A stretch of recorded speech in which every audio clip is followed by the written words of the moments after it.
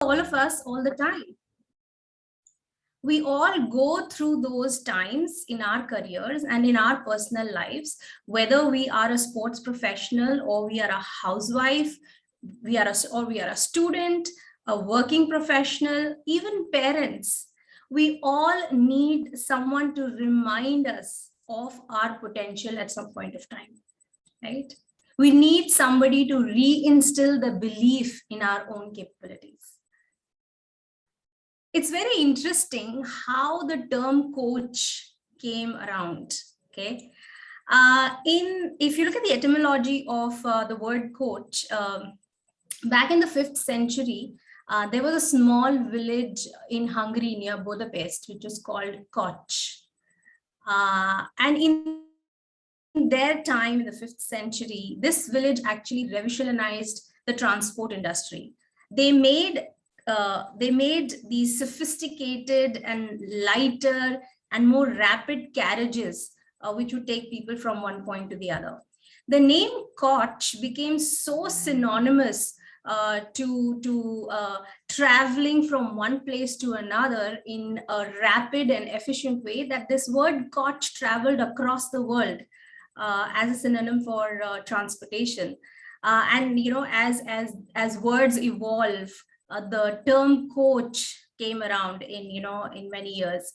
So really, if you look at the metaphor itself, taking people from one point to the other, the word coach, this particular village really becomes the root of the origin of this word.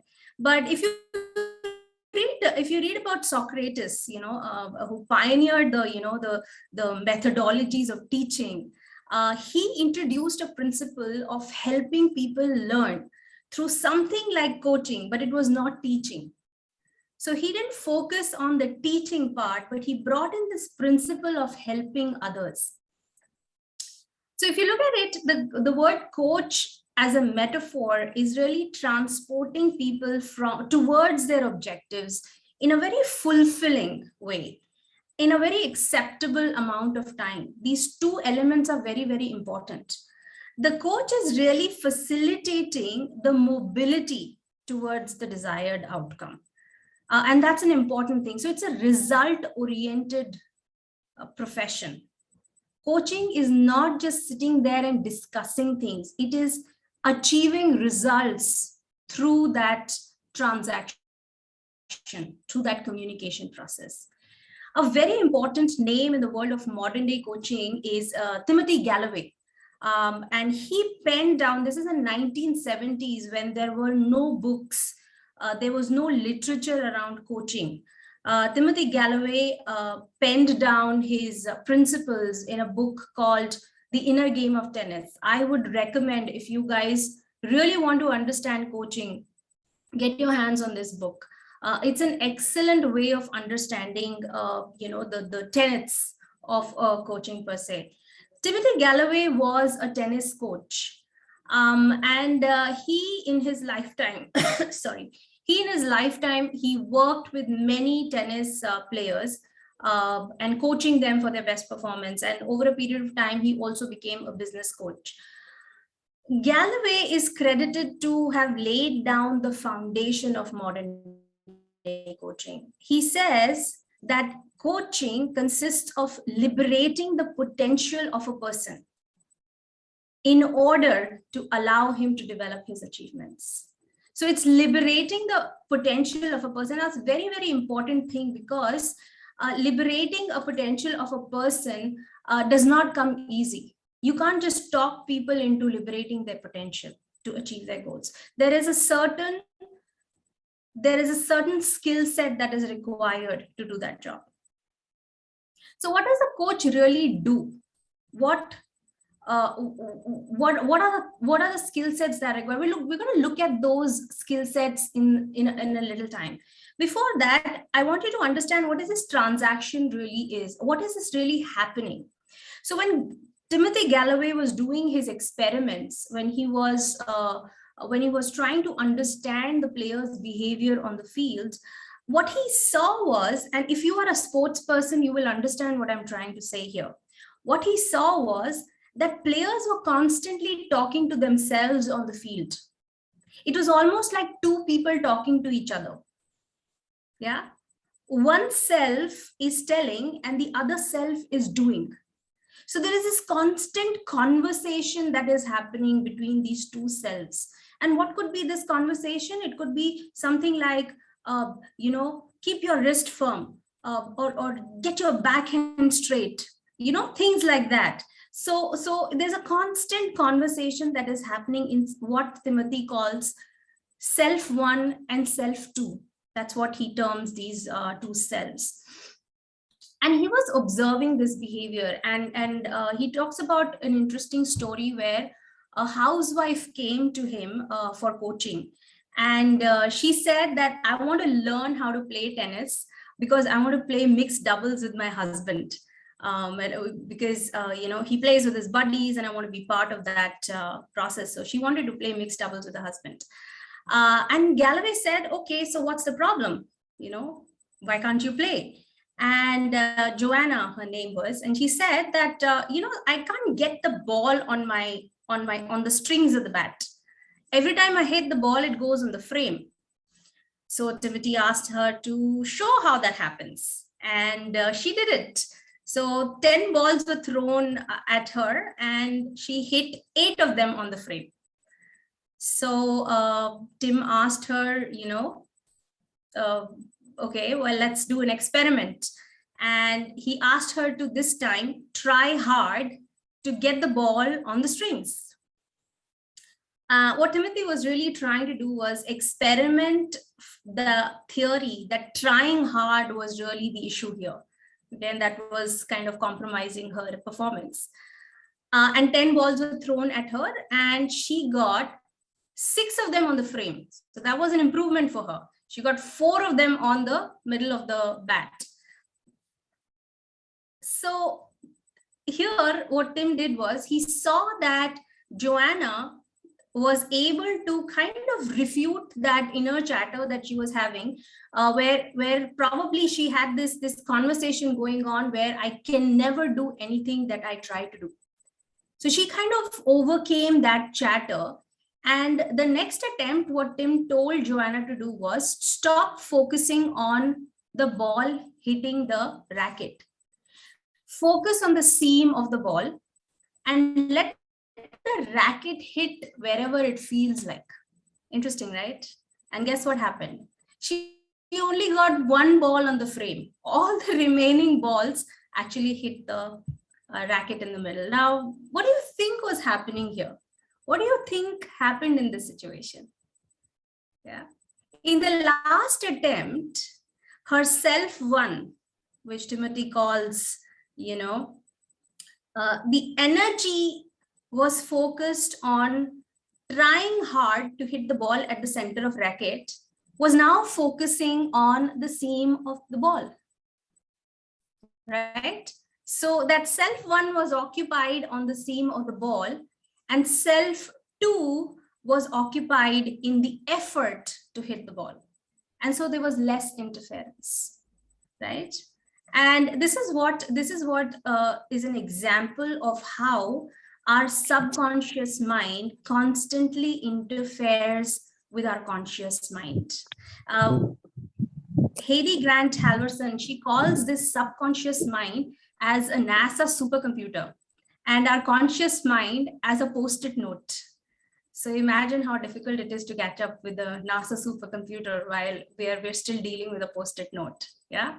So it's a very metaphorical and real thing because this happens to us a lot of times. This inner chimp paradox, this is called the inner chimp paradox. This was developed by the psychiatric Steve Peters. And what he says is that controlling your inner emotions is an important act, and it is in our best to. It is an act to improve our performance and to act in our best interest. So controlling our inner emotions are very important. And this is not something new. We all know that. Every time we go through a situation, we are constantly telling ourselves to control our inner emotions or control your inner chimp. but it's a basic neuroscience technique, right? But more often than not, we need an external stimulation to control that inner chimp.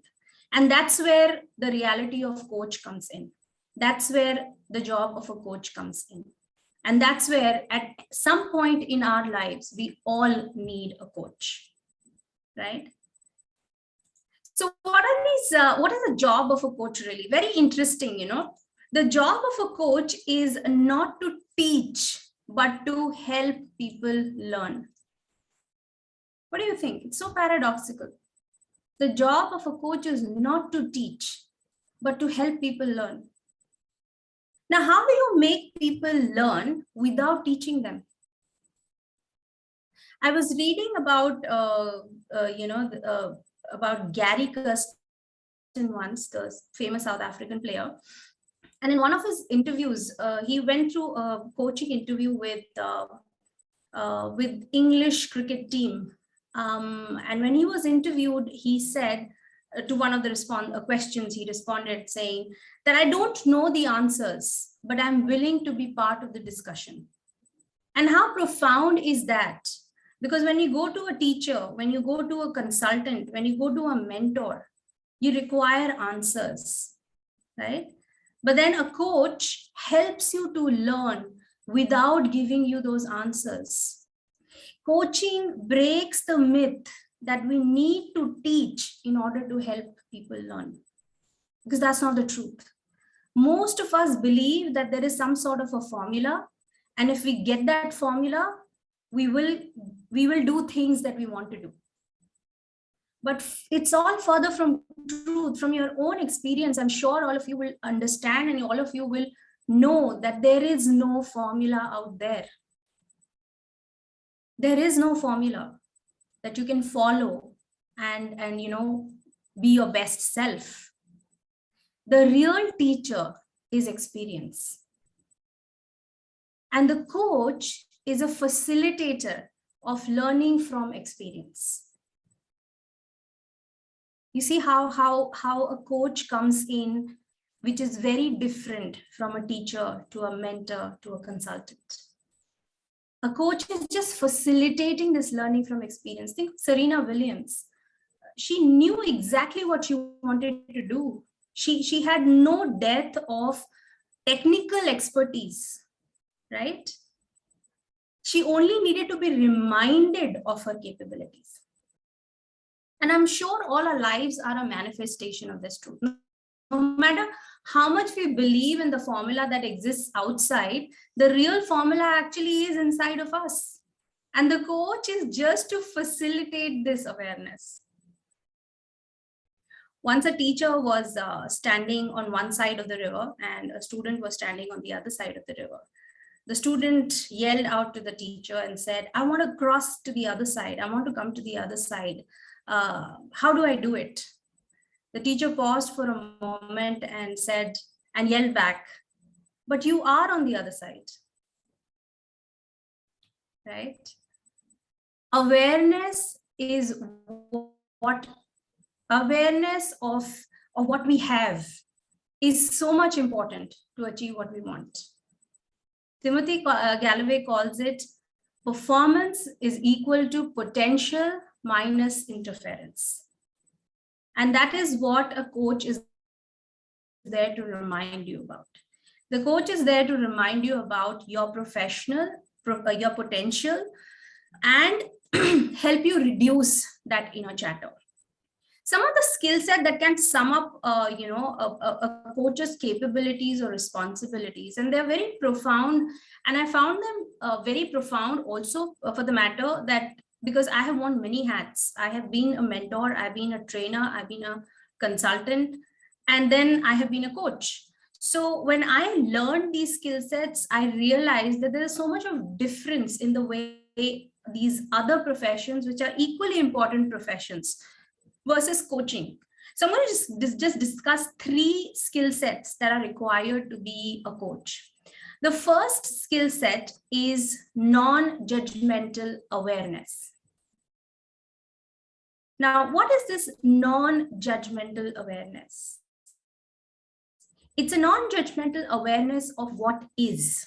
Now, this is not easy because we all look at ourselves judgmentally. We are weighing others all the time, and we are weighing ourselves all the time. Okay? This interferes with our inner potential. And we need to be reminded of who we are and what we are capable of so that we can get back on track. And sometimes we do not get these reminders. And then we wage a war of judgments. We do that all the time in our life. So to avoid ourselves to wage this war of judgments, we need to get into this non-judgmental awareness where we don't judge ourselves and we don't compare ourselves with others. So inside and outside non-judgmental awareness. And that is what a coach can bring through their training, through their expertise. So during the war of Mahabharat, when Arjun casts away his bows and arrows and decides to sit in the middle of the battlefield, doing nothing, probably for the fear of defeat or probably finding it meaningless to have this war, Krishna had to interfere. Krishna had to come in middle, and he had to remind Arjun that the real battlefield is in the mind. And winning that battle is the first step to win the battle, the outer battle, right? Doesn't that happen with all of us? We have to be reminded of this inner battle all the time so that we can win the outer battle. And somebody needs to remind us about those things. Yeah. What could have been the other way of making Arjun get back to the battlefield, get back on that chariot? Telling him, oh, you don't remember the evil stuff that Kauravas have done? Or maybe reminding him, saying, you can't be a weak soldier. Those are the other ways of reminding him that. Okay. But see how, as a coach, the approach becomes so different. Because the point here is not your weakness. The point here is not what others have done. The point here is, what is your mind constantly telling you? What is that inner chimp jumping about? Right? So that is non-judgmental awareness. And professional coaches are trained for this purpose, right? They come with expertise to help people go through this. The second one is the clarity of goal. Now, that's another very important skill. And here, this clarity of choice or goal is not for the coach. Keeping the goal achiever aligned to this goal is a very, very important task. The coach is not running the race. The coach is not fighting the battle. Okay. So the ability of a coach to remind the coachee of their own choices and of their own goals, that itself is a very, very important skill. If you do a comparison of let's say teaching or mentoring or consulting, what really is happening is you are constantly taking the responsibility of achieving that goal as a teacher or a mentor or a consultant. You're taking that responsibility, while as a coach, you need to constantly pass on that responsibility and bring your coachee back on track of their own choices and their own goalposts. That is a very, very important skill that is required for a coach. And again, like I said, professional coaches go through tremendous amount of training to be able to keep that clarity of the goal for their clients. Yeah. And the last skill that is very, very important in this triad is inspiring self-trust. Okay. If you have small children around your house, or if you see small children, you see that they reach out, do things. They just do things. Nothing stops them. There are prodigies out there who have done remarkable things as artists when they were very young, but then suddenly they lose that talent. So children, when they are small, they end up doing whatever. They just experiment. But as they grow older, there's this whole experimentation, this whole believing in self that just fades away, goes somewhere else. Okay, it's the interference. It's the interference inside us that reduces that potential to perform at our best. Okay, The aim is to return to being childlike. Okay. And if we can gather the courage to be childlike, life is going to be much different. And sometimes I'm sure we admire children around us and we say, oh, wish I was that, and if I could do it. So where are these inhibitions, as we call them, or the interferences, the inner interferences coming from? And do we have someone to tell us about these inner interferences which are stopping us from becoming our best self? Controlling the inner chimp, as they say, the chimp paradox. Okay. So the question arises, why should I reach out to a professional coach? I'll just share my own experience in this case. And as I said, that I've worn many hats in the last 18 years that I have been in L&D. I've been a trainer, I've been a mentor, I've been a consultant. And when I stepped into the shoes of being a coach, I had to realign myself. I had to I had to control my inner chimp myself. And it took many hours of practice, many hours of conversation with my own mentor to learn how to pass on the autonomy of making decisions and choices to my client, to my coachee, not taking those on myself. So that itself is a lot of practice to allow that autonomy to your coach, to your coachee or to your client. It takes time. It takes time to keep that student at the center of this coaching effort and allow experience to be the real teacher. It took me time to get over my inner chatter. It didn't happen overnight. And that's the reason why a professional coach is a very important decision to make. Okay. When you don't go to a pharmacist when you need a surgeon, right? So you need to choose wisely. For a coach, coaching is a continuous learning process, right? We need to maintain our own learning hours. We need to maintain our own coaching hours, and we need to be constantly be mentored and coached ourselves. That gives an edge over people who are not certified, trained, or credentialed, right? So it is important that when you seek help of a professional. I've seen now, and in fact, in the coaching domain, we've seen very recently that coaching as a profession has actually moved from the higher echelons of organizations and other trades to common people, to regular people. These people are young entrepreneurs. These people are students. We call this in coaching circles as democratization of coaching. It is available for everybody now. People are getting more and more aware of coaching or seeking help from a coach. Okay. I myself, like Gaurav said, that I'm an empaneled coach with Bosch CSR initiative, where we are coaching young entrepreneurs who are just getting trained but finding it difficult to implement their training in real life. This is profound learning, because earlier these things were not available. These opportunities were not available. When I recently started working with a bunch of teachers in a small place, these teachers did not have opportunities for self-development. There aren't every day somebody just walks up and gives them an opportunity to learn.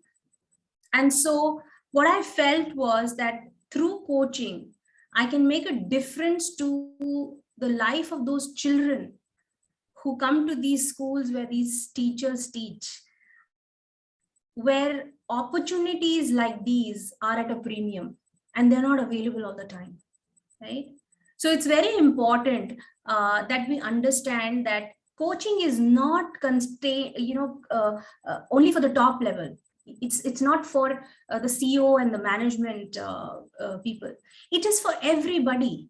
It is available for everybody, and because everybody needs it at some point of time in their lives. It's not that people are not aware of their technical capabilities. They know the technical capabilities. Sometimes it's inner chatter that needs to be addressed. Okay. And through this process, I would like you guys to think about this. We all go through this valley of despair, right? We need someone to help us out. And you yourselves, when I asked you the question initially, you talked about those various feelings that you guys went through. You went through anxiety, humiliation, insufficiency, the what to do, the regret, all of those things you went through. How many of you actually felt good being there? Probably some of you pulled yourselves out of it quickly, and other people probably needed somebody to help them. Some people got that help and other people did not get that help, right? So if you are a young professional, or if you are somebody who runs an organization, or if you are someone who heads a team, and you are seeking for someone to help you to become your best self, to enhance your performance, please seek out to a professional coach. Seek out for help. Do not wait out there to live in that valley of despair for a very long time. Okay? A coach is someone you can trust because they can provide the expertise through non-judgmental awareness, keeping you aligned to your goals and choices, and inspire trust in your own potential. They're trained to do that. So please go ahead and ask for professional coaches to help you. And don't sit back in that valley of despair for a very long time. And tell yourself that this shall will pass. I'm sorry, this too shall pass, right? So we keep reminding ourselves of that. Seek help. Go out and find a coach, a trained credential coach who can help you through this process of transition. One anecdote that I kind of remind myself all the time, my mentor uses this a lot, and he says that it's very powerful actually. He says that if an egg breaks from inside, it brings life. But if you break the egg from outside, you can only make omelets out of it. So stop making omelets of yourselves. Yeah. Try and look inside, focus on the inside to become your better self. I thank again for this opportunity that ISTD Jaipur and Pune has given me. I hope you guys will have a better understanding of what coaching is and how you guys can benefit from this profession. Thank you very much. Thank you so much, Celeste. We only have a few minutes, but can we open up for Q&A? Because I'm sure our participants may have some questions for you. So the participants can ask any question that they have to our speaker.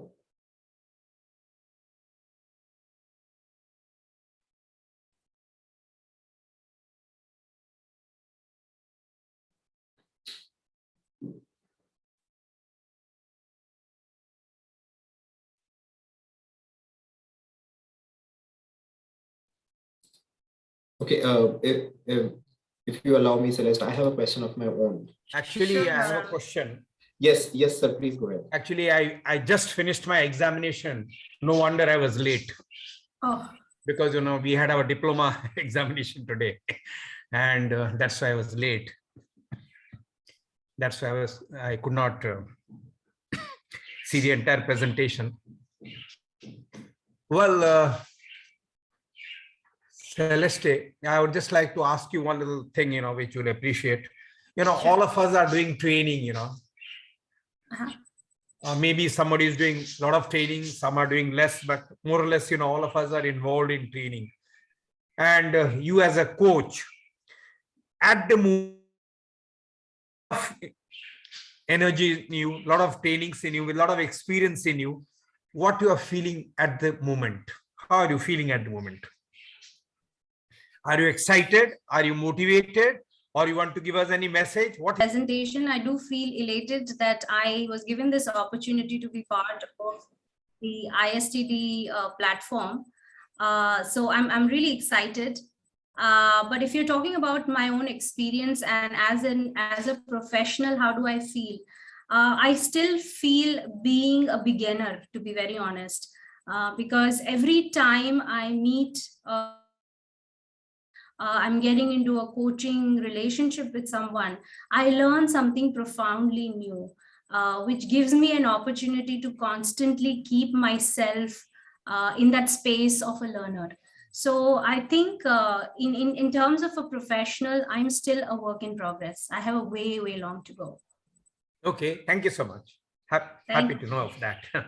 Thank you so much, Mr. Shah. We have a question in the chat box from Sandeep.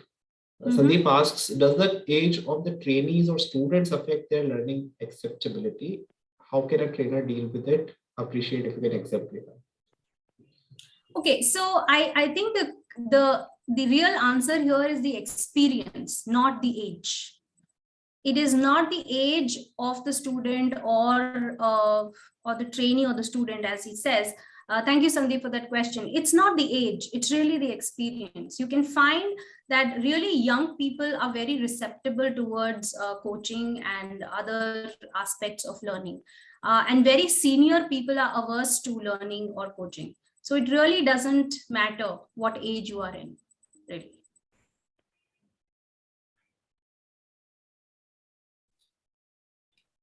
I hope that answers your question. Sorry. And thanks, Celeste, for that. And if I can ask my own question, since Sure. you spoke about the unconscious self interfering with the conscious self, and I can fully relate with that because there are certain habits that I want to change. Probably I want to be more focused at what I'm doing. I get distracted easily. And I know that it's a self-destructing behavior. And I know all the right practices. I know what I should not be doing. I have all the answers. I have read books about being more productive or being more focused. I just recently finished reading this book by Brian Tracy called Eat That Frog. And it's an excellent book, but it didn't surprise me because I knew all the answers or the tips and the tricks, but I still failed to apply those lessons. So Right. is that my subconscious self interfering or impeding my conscious self's ability to be a better version of myself? Right. So in one of the things that that's part of the entire coaching process is establishing accountability. And that is a very important thing to keep these thoughts in control, to keep this inner chimp in control, to constantly keep establishing accountability. Now, a lot of people are self-sufficient to do that. They have a lot of willpower. They are able to do it themselves. You would have seen people keeping, sort of visual cues to tell them that they have to do something or they should accomplish something, some kind of an accountability cue. And other people require reminders. And that's where the coach comes in play, because a coach's job also is to ensure that there is accountability towards the choices and the goals. So yes, this is a part of your subconscious mind where you kind of waver away from what you have to do. So the teller is kind of taking you away from that doing also. So a coach comes there and kind of establishes the accountability in between the knowing and the doing. Right. Right. So I know that I need a professional coach to be the anchor or that point of reference to keep me accountable, right, to what I commit, because at the end it all boils down to our own ability to keep our commitments, right? To Yes. any change that we want to bring about. New Year has just started, so many of us have New Year resolutions, but Yes. it's a proven fact that by the time the first month is over, this newfound energy of 1st of January fizzles out. So I think those are the areas where coaches can help us. So thank you so much, Celeste. This was really insightful. And on our behalf, I would like to invite Ms. Simantri Bhausar from Pune Chapter to give a vote of thanks. Over to you, Ms. Bhausar. Yes, thank you. Thank you very much. It is really my privilege to have been asked to propose the vote of thanks on this occasion. You know, ever since I took up as a chairperson of ISTD Pune Chapter, there have been number of webinars on coaching because it is one of the trending topics today.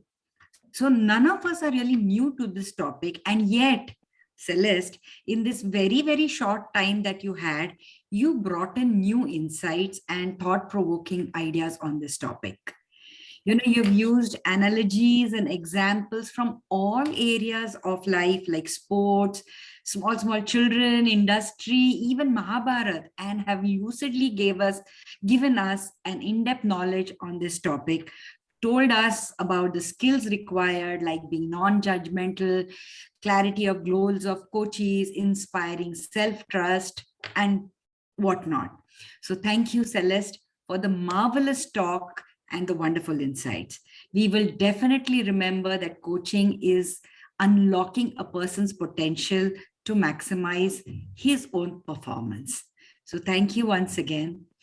Mukesh Vyas sir, Chairman of ISTD Jaipur Chapter, hearty thanks to you for organizing this program. Gaurav sir, sincere thanks to you for moderating this session. And last but not the least, sincere gratitude to all the participants who took time off on a Saturday evening to attend this program. So once again, thanks a lot, and really appreciate everybody who's organized it, attended it, and more than that, Celeste for giving this very short but very insightful program. Thank you very much. Truly appreciate for this opportunity. And Celeste, you've left us wanting for more. So how can participants learn more? Are there any resources you can point us to? And is it okay to talk to you and seek your advice? Can we invite our participants to speak to you, connect with you? Absolutely, Gaurav. If anybody would like to connect with me, I am on LinkedIn, and they can come through you as well, Gaurav. You can connect them to me, and I will be more than happy to assist in any further learning. If there are any aspiring coaches or people who are working in organizations who would like to develop themselves as coaches, I can guide them to the right direction. If there are organizations, people, or even team leaders, if they are looking for coaching assignments or opportunities, and they feel that their team requires someone to come in and remind them of their potential, please reach out to me. We all have, like I said in my example also, that a good coach will never say I have all the answers, right? So I may not have all the answers, but I'm definitely willing to be part of that discussion. So please, by any means, get in touch with me, connect with me on any socials that you would like to. Yeah, thank you so much, Celeste, for being so generous. And I thank all the members present here and the chairpersons of Jaipur and Pune chapters, Mukeshji and Simantri. Thank you so much for being here, all the esteemed guests and members. It was a truly meaningful learning experience for me. And thank you, Celeste, again for making time and being so generous. With this, we bring this event to closure. And I wish you all a great weekend and a time full of learning. Right. So thank you so much. Thank you. Take care. Stay safe. Thank you for the invitation. Thank you.